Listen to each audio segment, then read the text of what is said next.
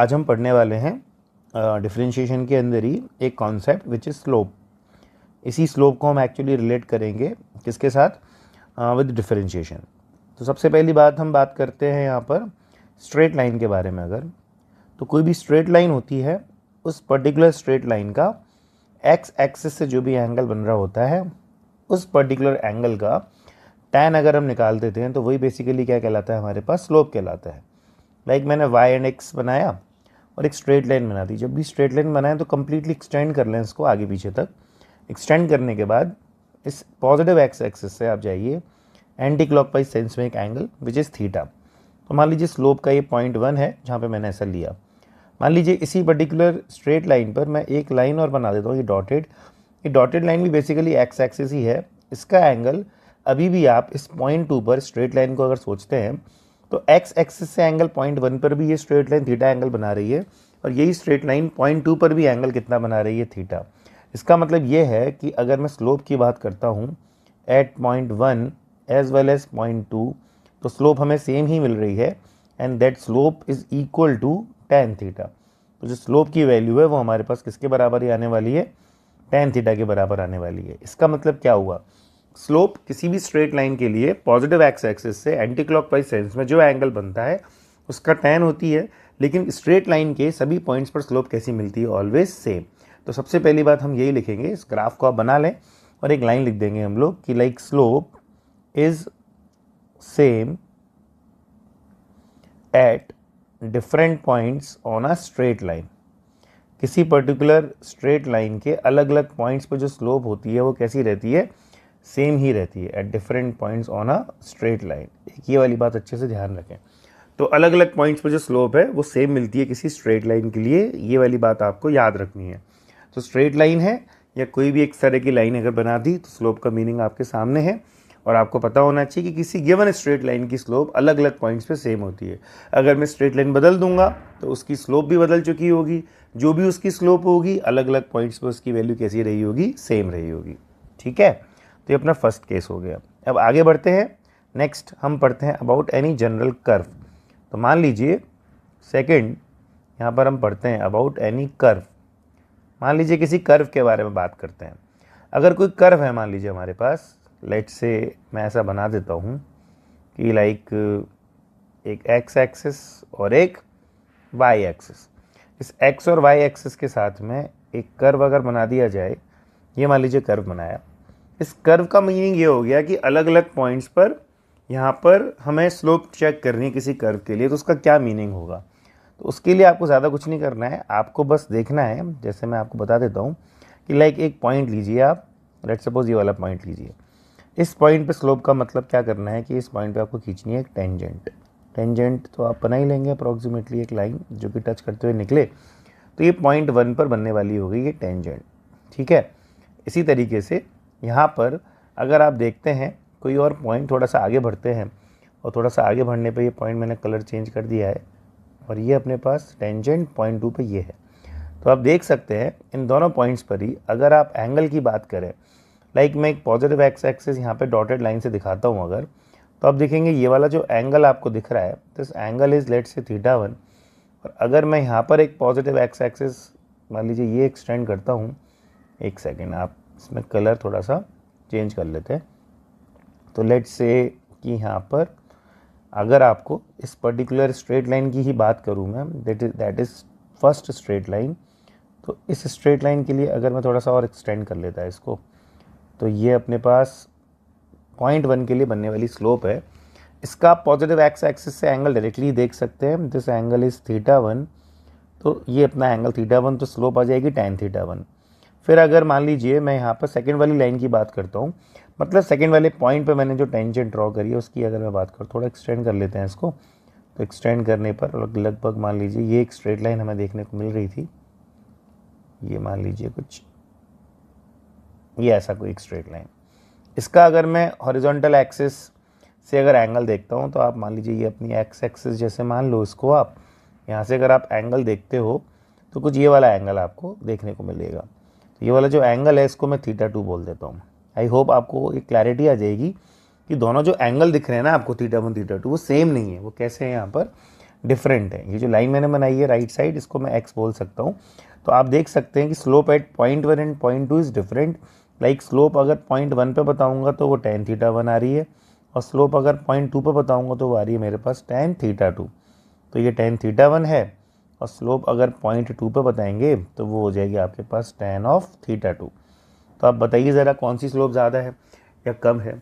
तो वो आप देख सकते हैं कि थीटा 1 थीटा 2 से बड़ा है, तो इसका मतलब स्लोप जो थीटा 2 वाली है वो कम होगी, थीटा 1 वाली ज़्यादा होगी, बेसिकली अलग अलग होगी। तो हम क्या बोल सकते हैं कि जो स्लोप होती है अलग अलग पॉइंट्स पे कैसी होती है, अलग अलग। Slope is different at different points on a curve. Curve के अलग अलग पॉइंट्स पे जो स्लोप मिलेगी वो भी कैसी मिलेगी, हमको अलग अलग ही मिलेगी। तो आपको किसी कर्व के लिए स्लोप का मीनिंग समझाना है तो उन अलग अलग पॉइंट्स पर आपको पहले टेंजेंट ड्रॉ करनी है, उन टेंजेंट्स का एंगल देखना है एक्स एक्सिस से। सिंपली स्ट्रेट लाइन होती हैं दो टेंजेंट्स, जो जितनी भी बनेंगी उनका एंगल आप देख लोगे तो उनका tan निकाल लीजिए। किसी के लिए tan से थीटा ज़्यादा आएगा, किसी के लिए कम आएगा, बेसिकली अलग अलग आएगा।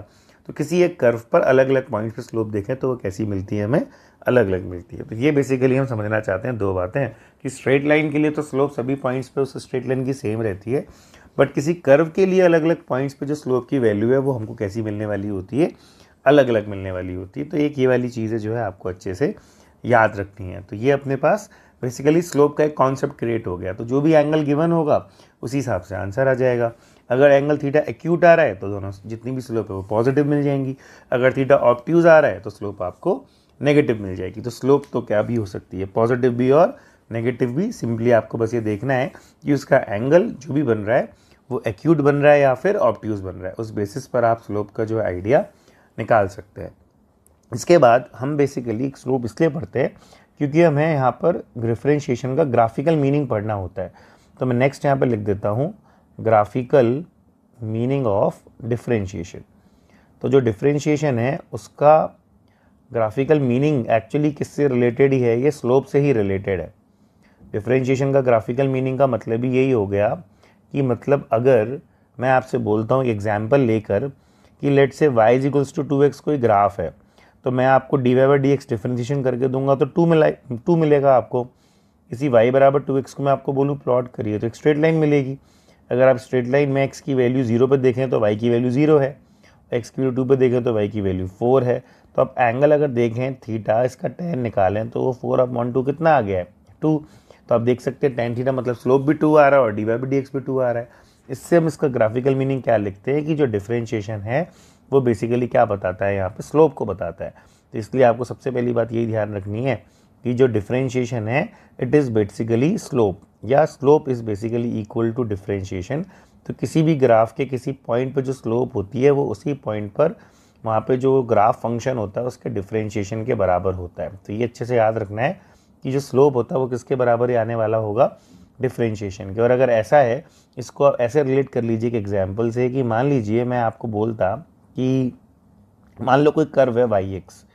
अगर yx कर्व है, कैसा भी हो सकता है, मान लीजिए ये कर्व है, तो मान लीजिए किसी एक पर्टिकुलर पॉइंट पे स्लोप देख रहा हूँ, फिर एक कोई और पॉइंट मान लीजिए Q पे स्लोप देख रहा हूँ। तो P पे मान लीजिए मुझे स्लोप देखनी है तो मुझे क्या क्रिएट करना पड़ेगा, एक टेंजेंट ड्रॉ करना पड़ेगा।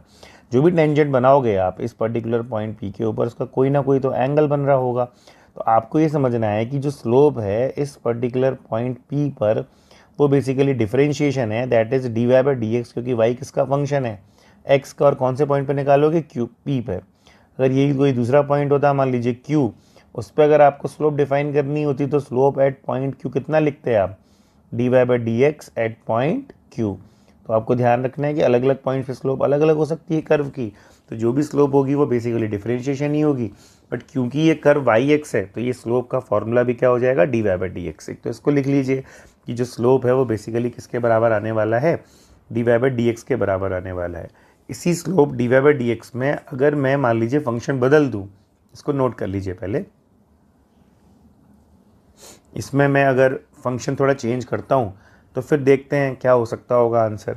तो मैं मान लीजिए इसी में एग्जाम्पल एक ये लेता कि yx कर्व की जगह मान लीजिए मैंने कोई कर्व बनाया होता vt, कुछ भी हो सकता है वैसे तो, लेट से ये बनाया और मैंने कोई कर्व ये मान लीजिए ऐसा बना दिया।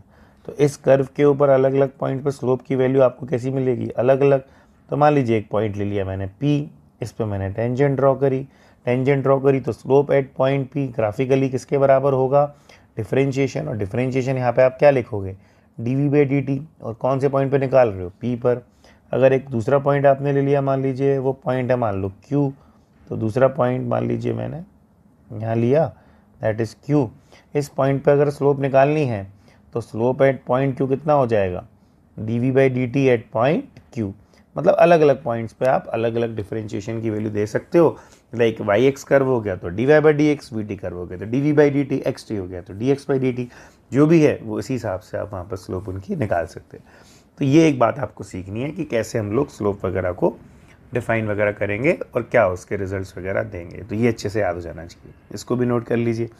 अब मैं कुछ प्रॉब्लम्स यूज़ करता हूँ, उन प्रॉब्लम्स को देख करके आप मुझे बताएंगे कि क्या आंसर्स वगैरह वहाँ पे देने चाहिए हमको, ठीक है।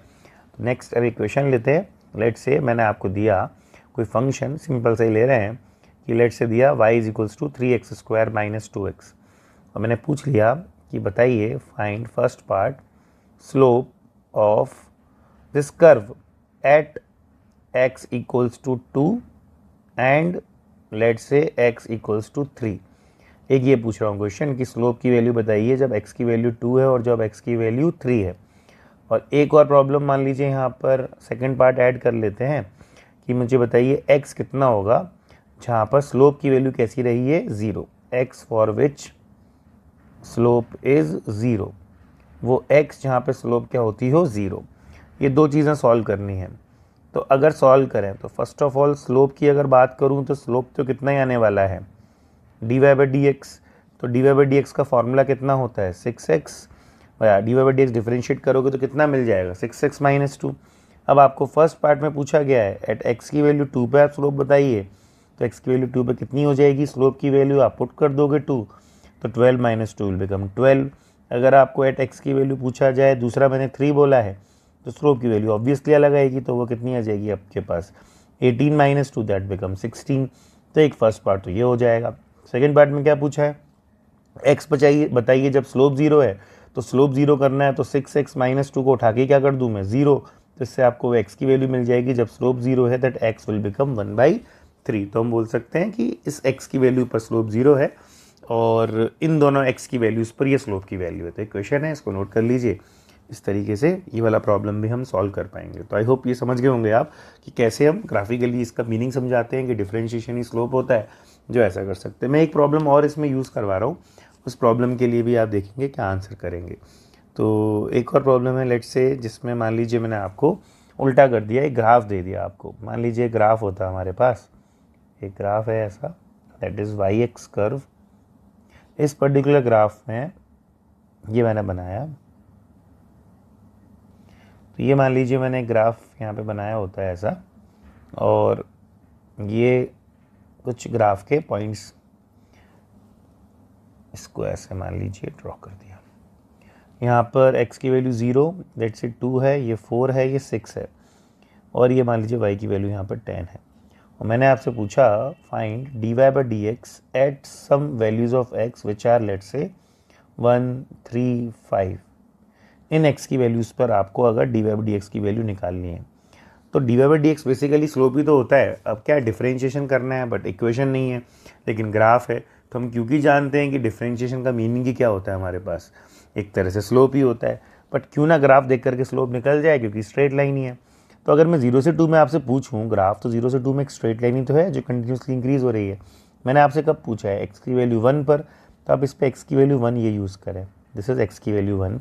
इस x की वैल्यू 1 पे आप जाइए ऊपर, आपको ये पॉइंट मिला जो कि इस लाइन पे आ रहा है। क्योंकि ये एक स्ट्रेट लाइन है और स्ट्रेट लाइन की स्लोप हमेशा कैसी होती है, कांस्टेंट, इसलिए आप x की वैल्यू 1 पे अगर आप स्लोप निकालते हैं तो वो बेसिकली इस लाइन की स्लोप के ही बराबर होगा जो मैं भी निकालने वाला हूँ। तो क्या करेंगे, x की वैल्यू 1 को देखा, ऊपर गए, इस लाइन पे आया, इस लाइन की स्लोप निकाल देंगे, क्योंकि पूरी लाइन की स्लोप सेम होती है। अगर 1.5 पे पूछता तो भी कोई बात फ़र्क नहीं पड़ता, आप ऊपर जाते, ये पॉइंट इस लाइन पे आता, क्योंकि इस लाइन की स्लोप कैसी रहती है, सेम, या एक स्ट्रेट लाइन की स्लोप फिक्स रहती है। तो आपको अगर x की वैल्यू 1 पे चेक करना है तो आपको केवल ये देखना है कि भाई ये लाइन कौन सी आ रही है, 0 से 2 में ये वाली लाइन आ रही है हमारे पास।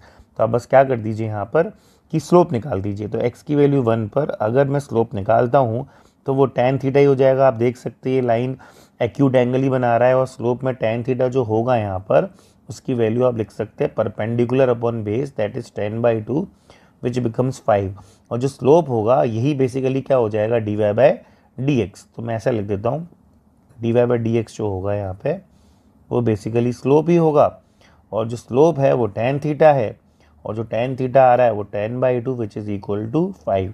तो जो अपने पास dy/dx है उसकी वैल्यू कितनी आ चुकी है यहाँ पर 5 के बराबर आ चुकी है। ऐसे ही अगर x की वैल्यू मान लीजिए अगले पे चलते हैं 3 पे पूछा है, अच्छा इसी में 1.5 पे पूछे थे तो भी सेम ही आता क्योंकि वही लाइन आ रही है, 0.5 पे पूछते तो भी वही आता। तो पूरी लाइन की फिक्स स्लोप है तो उस पूरी लाइन पर कोई भी पॉइंट ले लो आप 0 से 2 के बीच में होना चाहिए, तो यही आंसर आएगा। तो स्लोप 5 है तो वही अपना dy/dx है। फिर चलते हैं अगला किसी पॉइंट पर जो कि मैंने x की वैल्यू आपको दी है यहाँ पे 3, x की वैल्यू 3 पर देखता हूँ अगर, तो आप देखेंगे x की वैल्यू 3 के लिए यहाँ पर आप जा रहे हैं ग्राफ में जब ऊपर, तो ये लाइन मिल रही है आपको, इस लाइन पे आपको बेसिकली स्लोप चेक करनी है, तो ये तो 0 ही होगी ना, हॉरिजॉन्टल लाइन है।